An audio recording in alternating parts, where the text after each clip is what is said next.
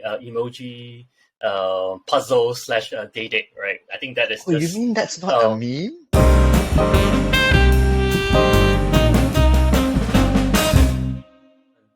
Hello and welcome back to another episode of MyWatches podcast, episode number 22. And today we're going to talk about the latest release in Watches and Wonder 2023 for the first time ever in featuring all of us in 3 different countries, right? So Singapore, Malaysia, and Saudi Arabia. Yeah. So thanks, Woody, for joining as well, for making a return as our permanent recurring guest. Right. So, without any more, without further ado, we're going to jump straight into the releases, starting with the Crown, right? Rolex. No wristwatch check today? So, what are your thoughts? You want to do that? Let's do a quick one. Cool. All right. So, what I have Miss Zenith Defy Skeleton, the one that everybody should be getting instead of a Skyline. All right. Woody? Go ahead, Han. Having the I'm Rolex wearing the Explorer 36. 124270. Yeah, right on point then. I should have let you go last. I'm wearing the Carrera 36 re-edition. The best Carrera to get, even though there's plenty in Watches and Wonders.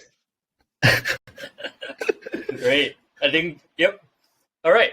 So, starting off with the Rolex release, right? What are your thoughts on this? Well, I have to say that my reaction was, that's a lot of watches. And then there were things like, oh, that's an open case back. That's nice. And then I looked at the price and then I closed the window. Right. I think I was genuinely surprised with the number of releases that happened. And I mean, we are also used to the minimal sort of approach that they went with, right? So tweak a little bit here, call it a new watch, a new Air King, change the bezel color, change the dial, call it a new release and stuff. So I was genuinely surprised, right? I didn't expect for them to create the open case back for the Platinum Daytona, and even for the new Cellini, the 1908. And they did a lot of stuff which I think they probably shouldn't have done. All right, the dotted OP, and also the emoji puzzle slash date, right? I think that is Oh, just... you mean that's not a meme? No. That is a legit release, an off catalog release for the date, right? Where you have a date that doesn't show any date at all. Like, what is this, right? There's a time when it just says stop. You're going too far. But then again, knowing what will happen is going to be extremely high. And it's going to sell out and it's going to sell high in the gray market, right? So that's that. But all in all, I have to say my favorite release for 2023 has to be the 1908, except for the price. Taking the price out of the equation, I think it's a beautiful watch. It's nice. It's slim enough. And it has the open case back. It shows quite a decently decorated movement, right? Nothing spectacular, but not bad. Yeah, that's my highlight for me. Yeah, so for me it's the same. We got a lot of releases, but at least this time around, at least they're trying to do something new. So very happy to see something like the 1908 there, to expand the catalog instead of just different size, different color, different dial. So yeah. I think for me, I would say the 1908, but I have to feel like this year is the year where Rolex went full. Yeah, last year was already a preview of them being full throttle. This year they went all out because, we talk about price and height bubbles. They give you a bubble watch. You tell them that the watch that no one can get is the Daytona. They give you 3 now to try and aspire to, right? So you've got 3 levels to aspire to now. Steel, gold, new steel, new gold, new platinum. For those of you who are Pokemon players, you want to catch them all, right? Good luck. It's going to be very tough right now, right? And there's enough difference here there. I know they've done a 40mm Explorer. I guess I have to see it in person, but judging by what they did with the 39, which felt... I know my views are biased because I have a small wrist, right? I prefer the 36 being a special piece. The fact that there's a 40 now is great for the masses, but The 39 that was discontinued had this very strange negative space problem, and it also always felt a little imbalanced. So I don't know whether the new 40, I've not seen it up close. It just feels like every other watch that has gone from an original 36, 37 to 40, right? It still gives me that vibe. I know there are those that can see it with rose-tinted glasses and say that it's good for those who always wanted a 40 black watch that is an Explorer, even though every other Rolex sports watch is 40 already. So I don't know. Right. Yeah. So for Interesting this, that right, you said. Yeah.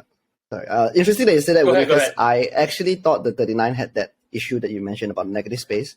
Haven't seen the 40 in person, but looking at the render, it looks like that issue is not there. Maybe they have proportionally increased the size of the markers, the hands, and all that.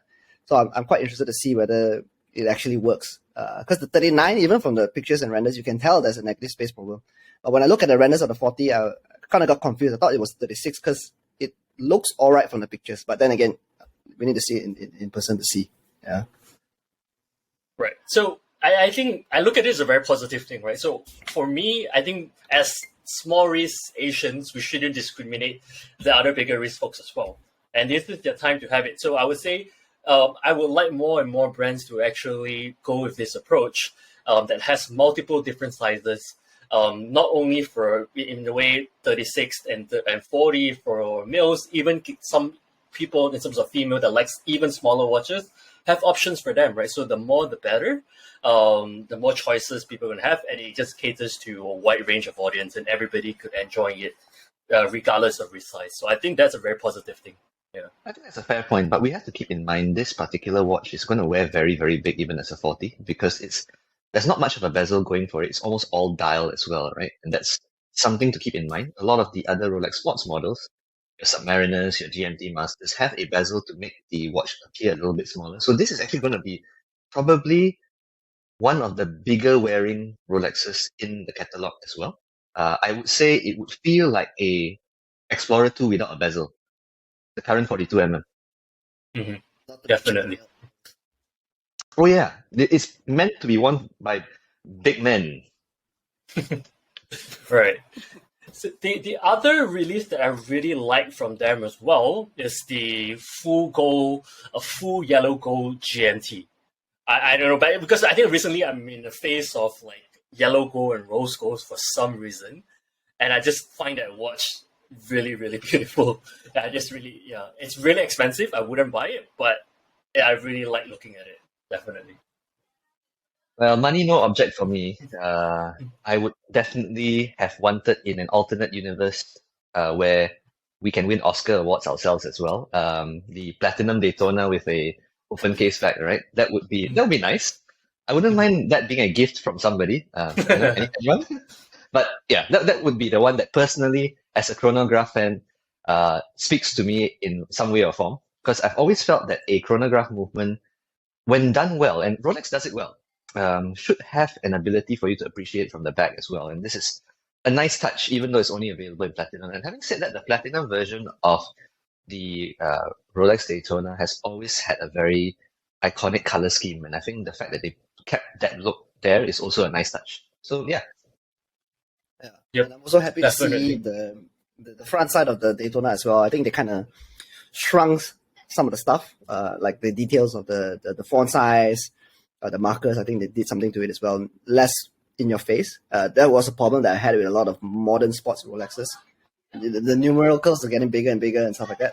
Looks like, at least for the Daytona, it looks like it's heading in the right direction, trying to make it a little bit more subtle. It's not a subtle watch, but good to see that the details are becoming a bit subtle, at least for my liking. Right. To me, I agree as well in terms of the dial itself. I do like the newer dial with the slimmer sub dial and also the thicker hour markers as well. However, for the bezel, it just looks a little bit off for me, to be honest.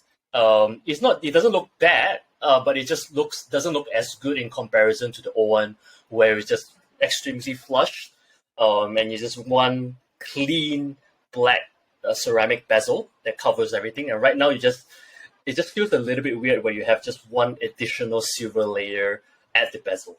Right? I'm not sure if it's just me for that. Mm. Fair. Right. Okay, so I think that's enough for Rolex. Let's Yep. move on into the little brother, right? Tudor.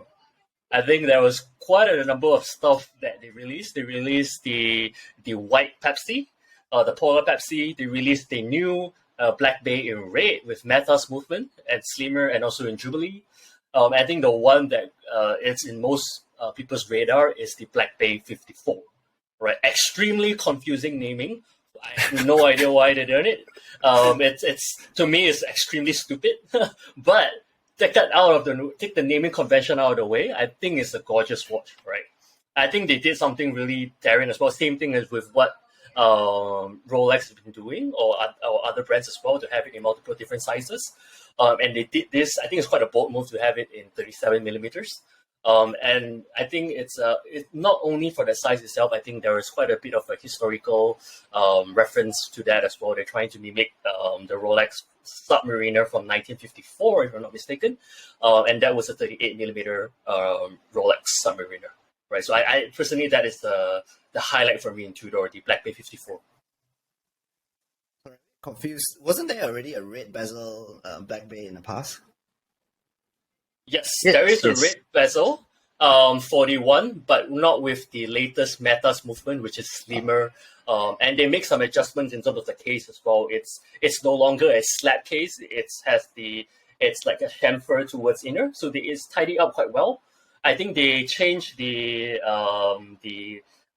second hands to instead of a snowflake hands to a lollipop hands, and they also changed the crown. I think previously the crown for like the Black Bay 58 and so on, it jutted out quite a lot. They moved that really inner as well, so the crown doesn't jut out as much as the old Black Bays. So that's the main changes for it. I think they've effectively now made their catalog quite streamlined because all of it's almost in-house already. I think you can't get any more of the Black Bays with a ETA movement anymore. So this is really their streamlining strategy. I have to say, I'm also a fan of the 54. But one thing that I know, tongue in cheek, right? I almost feel like Tudor is a company that knows how to deny you what you want, and I always find it very interesting. If you go in the mind space that whatever you want, they'll never give you, right? But they'll give you something you might still want. That's something they're very good at, right? So take for instance, everybody's been begging for the 58 to have a T-fit class, right? Nope, ain't gonna give you that. Everybody's been begging for the GMT to get thinner and smaller. Nope, not gonna give you that either. I'll give you a white dial. You ask for a white dial somewhere else, maybe in the Rolex space. I'll give you a white dial now, but you still patiently wait. I'll give you a 54, which, naming aside, is the more streamlined case with a T-fit class, and now you are left going like, should I get a 54 or 58, right? And then they go and streamline the entire series to no longer have the cheaper version of the watch, and that's a bit of a decision that they made that might upset a few people, because I know of some who have messaged me to say that, oh, I wish the price range isn't so close to the Black Bay series of 54 and 58, right? But the truth of the matter is, they're almost all identical watches now with just a different look. You either have a bezel, you don't have a bezel, or you have slightly different sizes, right? It's to your point, James, about Rolex. It's almost as though now it's even more streamlined, but you have different sizes across the board that you just pick the look and style you want. You have the internal engines the same, the general wearability is going to be similar. So you go into a boutique, you see one you like, you pick it up, it's probably going to cost about the same just to your particular taste. That's basically it. Yeah. For me, I feel like this is just the same as what you said, right? I wish the 54 was something a little bit more different, because it's basically just a 58 but smaller, to me, anyways. But of course, with the T-fit class, I would have preferred if they done something else, or maybe in a world where they should have maybe skipped the 58 and just went for a 54, right? And then you have those sizes, the normal one and then the 37 and the 54. I felt like that kind of made more sense, but yeah, we don't live in that world. Yeah, I think to me, I think I could still somewhat accept in terms of like a different line between 58 and 54, because they are both in a way can say a homage towards a different Submariner references, right? So I can still somewhat accept that. The one that to me, in terms of the biggest annoyance that I have with this release is that new regular Black Bay 41mm with the red. So they always had 3 colors in the Black Bay 41, even back then with the ETA era, right? And then you have the in-house movement. They also released with 3 colors, and then now, out of the black, blue, and red, intentionally they restrict it and only give you the red for now, and eventually they'll give you the black and give you the blue. Where because this is not a production issue anymore. This is like intentionally withheld, right? So if you say like, okay, the Black Bay, the Pelagos 39, you don't have the other color version, which I can still somewhat accept it because perhaps you need to do something to your production to give you a different color bezel. But for the 41, they already have the black and they already have the blue, but they don't want to give it to you. They just say, all right, here's the red. Take the red first if you want it. Yeah. So, yep. Gotta catch them all, James. Gotta catch them all. I must say the white AMT, I like the look of it though. Of course, the size, don't need to think about it. And white dial just gonna make it look even bigger on the wrist, but just looking at it, if I had the wrist for it, I think would have tickled my fancy a little bit, to be honest. And it's a unique look, right? You don't have a look like this directly. The closest you get to the Rolex space is the Meteorite dial one, but that's distinctive enough that this can truly be a Tudor only space, right? So I think that's a good move by them. Yeah, exactly. Definitely. Yep. So I definitely agree there as well. So it becomes less of a Pepsi homage. But yeah, still, I think like everybody else, waiting to see what Tudor release in terms of a different color bezel, or ideally a better movement that would allow a reduction in the thickness for the case, right? So I think that's what people are waiting for, but they will have to continue to wait, unfortunately. Yeah, but the next thing, before we move on to another brand, the next thing I want to highlight as well, I'm personally not really a fan of them moving away from the snowflake second hands to a lollipop second hands, right? To me, snowflakes is a Tudor identity, right? I'm not sure what is the logic behind moving to the lollipop hand versus the snowflake second hands. So to me, I think that's a missed opportunity. I personally don't agree with that. Yeah. I feel it's a strategy for differentiation, so that if you happen to have bought the previous version, there's always this something little bit that's small that would differentiate one from the other, right? So it's something the House of Rolex and House of Tudor has mastered to a degree very few can appreciate. Everything that they do ensures that even if you were to feel like, oh damn, they released a new 54, oh, but my 58 still has the nice red little thing at the top, you know? Oh, darn, the new Pelagos came out. Oh, but mine is titanium and in full, more rugged. You know, there's always this little bit that they leave behind, right? For you to feel that it's different, a little bit of difference. So yes, you can get the new one. You get the perks of the new one, but my old one has this unique stuff. So you don't feel that you are being left behind. I think that's something that Rolex has mastered through its decades of creating new versions as well, right? And aficionados will go right down to the millimeter on the spacing and the way the crown's positioned and stuff like that. I think they just learn from the best here. Yeah, Rolex takes and Rolex gives. So, and Tudor takes and Tudor gives. So, yes. Maybe that's why maybe that's why the Explorer wording is very different from the 39 and 40 as well, right? Because the 39 you have it at the bottom, along with the chronometer. But the 41, it's going to be the same like the 36 at the top. So yeah. All right, let's move on. Next on JLC, I think the 2 models to highlight here is going to be the Tribute chronograph and also the white dial Tribute, right? So I think the white dial is gorgeous, it's beautiful. Interesting release out of the blue, burgundy, and green. I think this is more subtle and more classy as well, in my opinion. The Tribute chronograph, I think the backside of it is absolutely beautiful, but it's big and it's thick as well. Yeah. Not a watch for me, but it's beautiful. Yeah. Yeah. I wonder why they're not making smaller wrist watches, to be honest. Like the small seconds Tribute now is only going to be one size, and that's the size that I can wear, but probably not a good idea. Certain angles just not going to look good. So for me, I just wish that they had an option for a smaller one. Then that white dial would have really, really gotten me. Yeah, I think it's a good point, Han, that you mentioned. At the end of the day, right?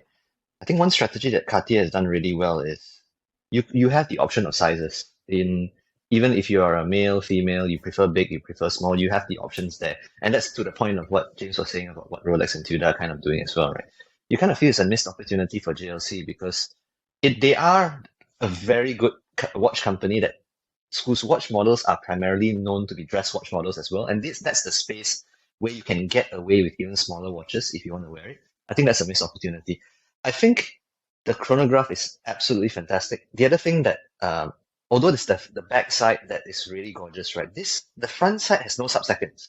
It makes it very clean. It's like the 1931 limited edition as well, right? So if you have the wrist for it, that's honestly, this is one of those watches that came out in Watches at Once. I wish that I had a different wrist, right? Because I can see myself wanting that watch. Although it's thick, if I'm not mistaken, the measurement is 11 point something only, if I remember reading it correctly. Yeah, it's not all that thick, all things considered. Yeah. Yeah, in proportion, it'll be thicker to the ones that you guys have, which is still the best proportions in my honest view. And the one, even with the medium or the tribute that they have, the proportions are beautiful. This one will make it feel very chunky. But all things considered, if you've got the wrist for it, both sides, usually you have to pick one or the other and you feel one's nicer than the other. I feel there's a merit to both of these and it's really quite special. So that will get my pick. The chronograph has my pick. Definitely. Like you mentioned as well, right? Both sides, it's equally beautiful and both sides are equally different as well. It's very, very different. You have a more fun side and you have a more, in a way, classy side as well. So to me, I don't know. But yeah, if they have a smaller version of this, that is a watch that I would be very, very tempted to get. Yeah. So JLC, 3 people here asking for smaller watches. Yeah, correct. If you can somehow do it, I mean, they are the masters of making things small, right, from history. So not a capability issue. All right. So back now, now we talk about IWC, right? I think that's the one that has quite a number of buzz going on, if not the most buzz outside of Rolex and Tudor, which is IWC Engineer. I hope I'm pronouncing this correctly. It's the watch designed by Gerald Gentile. After the Royal Oak and Nautilus, this is the third integrated sports watch that was designed by famous Gerald Gentile, right? In my opinion, I think it's the design, it's either you love it or hate it because it's a very vintage looking watch. Not everybody will like it, but in my opinion, I think it's quite nice, especially the aqua color. And by having looks in the video, it wears really, really well as well on how the bracelet falls down directly, right? So I'm very interested to have a look at this in person to get a better judgment on how I feel about this watch. Yeah, same for me. I think it looks amazing. And yeah, a lot of the integrated bracelets one, the problem that you have will be the end links. But yeah, like what James said, looking at the videos, it just droops down really well. And for a 40mm, just by judging on the media pictures and media videos, it does look like maybe we can even pull it off. Just maybe. Yeah. So I'm really interested to see in person. And yeah, I really like what they did with the whole thing. You know, the OG version, you have all brush. I think here they kind of look for the minute details that really escalated up a notch. You know, back then it was an engineer's watch. Now I think obviously no engineer is going to wear this to work. But yeah, I like what I see. They're really elevating it, and I like that they didn't drop anything else. It's just literally they know that this is it, and this is what you get. I really like it. Yeah. I think the measured lug to lug someone did could have been Adrian Barker. It's for the male ending is 49, which means to say, yes, in theory, the wrap around could be very, very possible because that's at the male ending point, right? Yeah. So it will wear a bit on the large side. I think it would just be on the borderline for me to say no. But as a object of design and what they've done to make it fresh, especially the pattern that they chose on the dial, right? I think that's a really nice touch. Honestly, not for the fact that integrated bracelet watches prices have gone up so much over the years. Price no object, I would have, and risk no object, I would have possibly looked at this and said, I consider one of these as well. I don't have a preference at the moment. I think it would depend on my mood of the day and which color. I like the base design as it is. I like what they've done with the new dial. So it's more a case of what strikes my fancy at that point in time. But I think this is a great job by IWC to bring this back. The price point is understandably high. I'm not blaming them for it, but it is a signal of the times. Yeah. Yeah. So I think where people, a lot of people have issue with in terms of the pricing, it's mainly because of, I would say, the movement, right? Because at the end of the day, the movement used here is a Richmond Group's movement. If not mistaken, it's based on the Seletar movement as well, which is the same exact movement in the Mark 20, which is half the price of the engineer, right? Mm-hmm. So the question people always, there's two ways to look at it, right? One perspective, you look at it, if you compare it to other brands, where can you get the integrated bracelet, watch at a lower price point with this, with a better design, right? That's one way to look at it in comparison to, let's say, even a GP, like Patek Nautilus, no need to talk about that, right? Because those are super expensive. What is the comparison of it, right? Mm-hmm. That's the tough part. But the other way to look at it as well, those other watches has their own, like, I would say, proper in-house movement, and that's something that people appreciate more than what they have in this particular watch. Right? So I think there's two ways to look at it. Yeah. Yep. But yeah, so I'm definitely interested to check it out. I'm not closing the door for this yet. But yeah, we'll see. This is something that is very, very interesting, especially after watching it's about Effing Time podcast that they did in IWC's warehouse or corporations with Gerald Genta's wife, and how she explained the thought process and design, the design thought process that goes behind creating this watch by Gerald Genta. I think that is very, very interesting. A lot of it I didn't know as well, and it made me appreciate his designs even more after hearing that. So for those who haven't watched it, please go watch it, and I think that might change the perception of this watch, actually. One thing I should tell the viewers as well who watch this podcast, right? Whenever James says some things like this, tends to be the hype will be bigger than normal. He's got a very good sense of the pulse when it comes to these things. So for those of you who have got value retention outside the Rolex Intruder space, right? The man has spoken. Listen. Very much. I think there is a big chance, right? If you look at, as watches are starting to get more and more expensive, what is the next integrated bracelet watch that you can get, right, at this price point? So if people can't get that, they might get this. So you have heard it here first. It's a great looking watch, so no problems there. It's a great watch. Yeah, and George Bamford has been asking for it for 5.5 years. So yeah, go figure, right? Oh, wait for the Bamford edition. You know it's coming. And interestingly, it just might, because you can pop off the bezel at the front and you can work on the dial. Yeah. So yeah. All right. Next, moving in to Cartier. Right.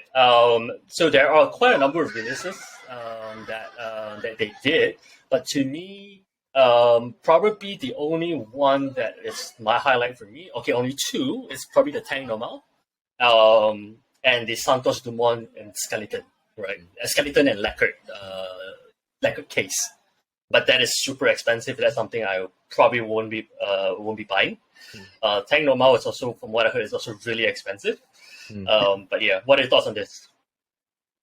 Yeah, I like the Normal, but like you said, I think all of them are like numbered, not numbered, but all limited editions. So the price is pretty crazy. I was interested, and then I looked at the price, and then it's like, okay,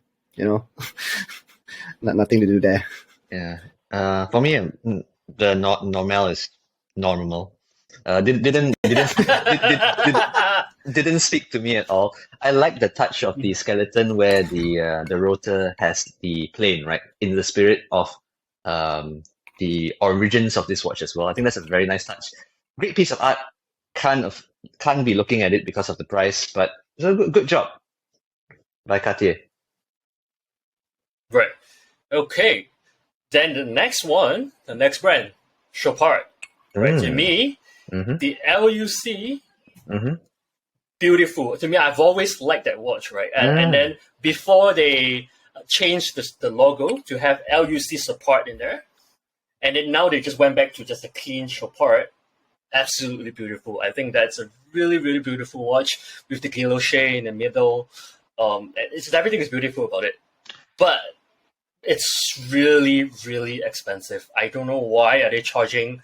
I think like almost like crazy expensive price for a steel watch. So this is steel. Yeah. If I'm not mistaken, it's like 20,000 euro or something like that. If I'm not mistaken, I could be wrong. But I look at it at the time. It's super expensive for a steel watch. Wow. Really, really expensive. Yeah. Sign of the times. Yep, sign of the times indeed. It's a very good looking watch. The dial and the look. This is the sort of watch that I almost want to pick up my phone right now and DM Justin and go like, hey, what do you think? It speaks you straight away. Yeah, I immediately thought about him. Yeah. When I saw that, right? Yeah. So like the new one that they did it is like with this LUC okay. part Yeah. and stuff. It's not nice. No, it's too Now they cluttered. just go back into the same simple one, which Yeah. I know I'm a logo person, so this dial is like Nice. beautiful. Nice. But my recommendation is if you want this, look for secondhand. Look for the secondhand white gold or the secondhand yellow gold. You get a way better deal than this, right? But price aside, I think it's a really beautiful watch. And then the Salmon Alpine Eagle, beautiful as well. The previous issues that I have with the Alpine Eagle 41 is the date. I don't like the date window. I don't like how it juts out from there. Now with this 41 Salmon with the sub-seconds, extremely clean. And I'm always a big fan of the Alpine Eagle, price aside as well. Really, really beautiful watch. Yeah. I'll pay more attention when it gets smaller, but I see your point. Yeah. I looked at the size and looked away. Yes. Fair enough. All right. So down comes our favorite brand, Grand Seiko, right? So I think there's they had the chronograph, and they also had the rose gold spring drive, right? And that watch is beautiful, right? Absolutely Wow. beautiful. And I think it's limited edition out of like 100 or 250. I can't 100 remember. pieces. 100 pieces, right? Yeah. Absolutely beautiful. I Absolutely. see your name on this one. Yeah. Man. You see, you could just put your name Han Ikada or something there. It's there. It's speaking to you right now. Yeah, I might have to sell 80% of my collection just to have this one. It's okay. It's just like the joke we made of BVS watch, right? We have to sell all our collection together and sell a few kidneys, and we'll be able to get one for the podcast. But really, it's amazing. When I saw the pictures, I couldn't believe it. It's Yeah. I mean, wow. Yeah. Lost for words. I feel like it's So the my- best my- execution of that watch actually that they've done to date. Oh man, yes. Yeah. Anyway, sorry, For James. sure. So my personal recommendation for this as well, if you like it, I personally think it's worth waiting. Right, wait for it to get into the secondhand market. Historically, precious metal Grand Seiko doesn't do really well in the secondary market. Look at the vintage logo Grand Seiko. I think limited edition of 250 in yellow gold. That's probably selling like maybe like 50% of the retail price in the secondary market at the moment, right? So I believe it might not be as low as that, but you can definitely score a deal in the secondary market. That's my opinion. Fingers crossed. Yeah. Fingers Yeah. crossed. Mm-hmm. So James, you were like contemplating a lot of gold, yellow gold. Is this one of them, or I mean, like if you're looking at the PP Calatrava, is it really that far off for this? I don't know, because the sort of the thing I always have with the spring drive, it doesn't, because I'm purely looking at a dress watch right now, like a formal dress watch, and the spring drive is always to me like a neither here nor there kind of watch. Even with like the hand wound, the Omi Watari and everything, it doesn't really speak formal to me, at least not fully. It always seems to me like a hybrid. Same with the movement as well, sort of like a hybrid. So probably no, but do I want to own this eventually in the future? I think there's a space for it. Yeah. Damn. I was hoping you say you own it and then then I'll we get a pick it up from second-hand him price. second-hand after that. Yeah, get a second-hand price for you. yeah. Good plan. Okay. Let's talk on the side. Right, I can broker this. But if anything that is in contention, to be honest, call me crazy or what, is actually the 1908, to be honest. Right. But the only thing I can't stomach about the 1908 is the price as well, right? Because if I look at the 1908 price, it's at the price of a Langa or even a VC, right? Probably like a traditional or patrimony, or even 1850 or Saxonia. I think it's if not the same price. And Rolex, Rolex is always machine made, whereas Langa VC at the other end is a total different level. So I think the price point is a little bit wonky. But if they reduce the 1908 price maybe like 20% down, I think I'm very tempted to get that watch, to be honest. Yeah. Remains to be seen whether this will revive the dress watch side of Rolex, right? But I think it's a good signal anyway that they're done. Yeah. All right. So moving on next to Oris, I think there's only one watch we'll talk about, which is the Pro Pilot Kermit edition, right? I don't know what you guys think, but I absolutely love it. I think it's just the right amount of fun, right? It's not really in your face. You have that small Kermit date that is playful, but doesn't really disrupt the entire design of the watch. Not like what Rolex have done with the puzzle date, right? That is just atrocious, right? But this is beautiful, yeah. Is that for the first day of the month, or every day it's a different Sesame Street character? I don't know, to be honest. Yeah, I assume it's just one day. Yeah. But this one is a real Kermit edition. It's not like someone giving it a nickname. This is a real Kermit watch, right? So it's a nice choice, and I like the fact that a brand is staking claim officially with the namesake itself, right? Rather than it being one of those nicknames that people just give. So there will be a conversation where someone will go like, "I've got a Kermit." So, oh, you've got a Kermit? Which one? It's an Oris. Oh. That's the real Kermit. Yeah. The real Kermit. For those out there with a Submariner LV, Yeah. you guys have a fake Kermit. Yep. Yeah. I'm sorry, the fake Kermit's out now. We've outed you already. Just say it, I'll take it off you for half the price. Yeah. I think the main issue right now with Oris as well, I think what they need to do is fix their pricing, right? I think a lot of people have liked what they have done recently with the new movement, like the 5 days power reserve and so on. But the pricing, it's a little bit questionable, to be honest. I think this is about 4,400 Swiss franc, which is about like, I think 6,000 plus Sing dollar, which is like around 20,000 ringgit. Really expensive for what it is. It's about a few thousand, like I think about 2,000 ringgit more than a normal edition as well, which is also a really, really expensive. So to me, I think what Oris needs to do now is maybe work on the price point a little bit.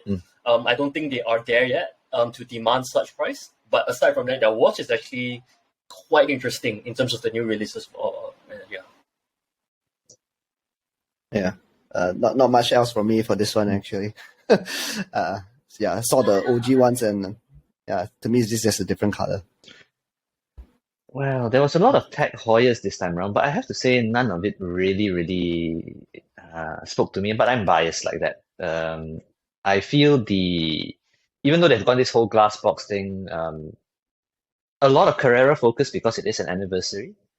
But having the one on my wrist, whenever I look at these pictures, I go like, nope, you still haven't reached the highs of a re-edition, right? It's odd. It could be just a personal perception, but I feel that because they've become so big and they've not figured out how to keep the masculinity of the original design and offer different sizes the same way that we've talked about, right? I mean, they've got the Carrera date and all that for smaller size, but I've always felt it weird when you call a Carrera watch without a chronograph. It's just like borrowing a name. It doesn't feel quite right. So I like the fact that they've gotten the 2 sub-dial one, or the date better located now. It's quite interesting. But on the whole, only if you're a big dude, which I'm not, you find something to like here. Otherwise, I actually think there's so much. Although Hodinkee and Fratello have destroyed the value proposition already by talking about it, right? The best Hoyers were in the past still. Yeah. Yep. Agree. I mean, all I can say is like look at the secondary price of the 36 millimeter Carrera that has increased post the Hodinkee article of / video has been released. Right, there is where the demand is. So for tag, until you have a true Carrera reissue, we're done talking about you. All right, moving on. Yeah. All right. I think we just need to do one more. Okay. Which is VC. Okay. Vacheron. And I think the one thing that I just want to highlight is that it's good. I like the fact that they released I think a 34 millimeter overseas. But to me, I'm just waiting for them to release a overseas in 37 without the hideous small subseconds, right? Because the current one, in terms of the small seconds at the 9 o'clock, is really awkward. It's, in my opinion, really ugly. I loved overseas among all of the other integrated bracelet watches. Overseas is the one I like the most, regardless of the color. Just the design itself, it's just really, really beautiful. Please just release a 37 flat 3-handed watch for me, and I'll be really happy. So, James, so that's all I have to say. Question for you, right? Because in this episode so far, there's been the engineer, there's the Chopard Alpine Eagle, and now there's this, right? So if I had to make you choose, you are saying that you save all the budget or you do as much as you can to get this one, right? This hypothetical one that you just mentioned. Okay, so if I were to pick one of those watches and I can't sell, even if I can't sell it, easily I'll take the overseas in the heartbeat among all. Okay. Even versus the Royal Oak, even versus the Nautilus and stuff. To be honest, I don't really like either of them as well. Overseas is the only one I like. But in terms of paying for it, that may differs the answer a little bit, right? Because then again, even retail to retail, or even secondhand to retail, for a better example, right? You can get a really good deal for Alpine Eagle in the secondary market versus paying retail, not even resale, paying retail for overseas. So to me, in terms of price to value proposition, it may change a little bit. But if money is out of the equation and I was given one, even if I can't sell it, I would take the overseas. All right. I've got nothing further to add here because it's but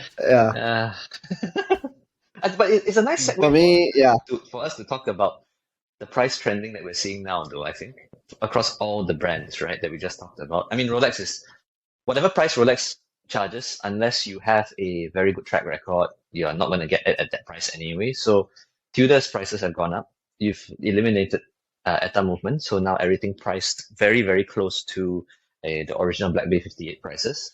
You don't get very much choice below that anymore.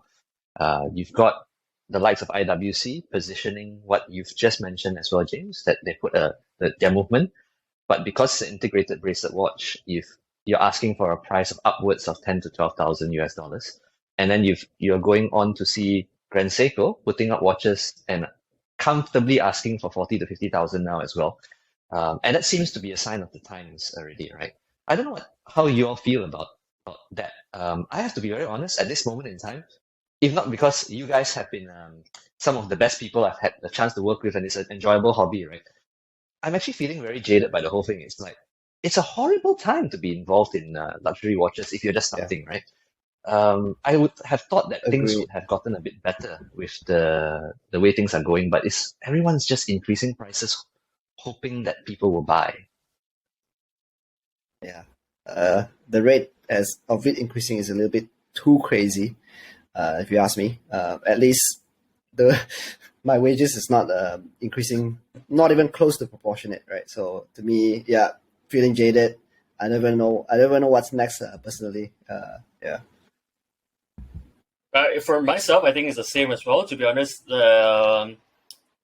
looking at trying to think ahead in terms of 1-2 years ahead on where my collection would be or how I would want to approach my watch collection, I have no idea because it's a very big question mark looking at how the trajectory is going, right? If it continues to go this way, my options is very limited. At least my options as a responsible person that's trying to put watch as like a hobby, right? So we don't spend all our money responsibly for watches. So that comes with the thing that for me personally, how I tackle this is I would tackle in terms of I would get all the watches that are still reasonably priced. That's how I typically approach my watch collecting journey. Right, I'm trying to find that it's at this price that I can still afford, but if 2 more price tag later I can't afford, I'm going to get and prioritize those watches first, and that's how I'm approaching this. In the future, perhaps I'm just going to focus on in terms of micro brands or smaller watches in terms of cheaper price point. What I personally hope is that there are more and more brands coming to the scene and creating and filling that gap, right? Because as things are progressing right now, the gap between like micro brands and like the mainstream brands are getting further and further apart. And I think there is a space in the middle right now for someone to come in and tackle that right there, right? So I don't know if maybe like some other brands can create or follow in terms of like Rolex footsteps, right? To create a cheaper brother, like a Tudor. Another brand can come in and do that, have a cheaper alternative and so on. I'm not sure, but I think there is an opportunity for anybody's in the watch industry. Agreed. Let's hope for that then.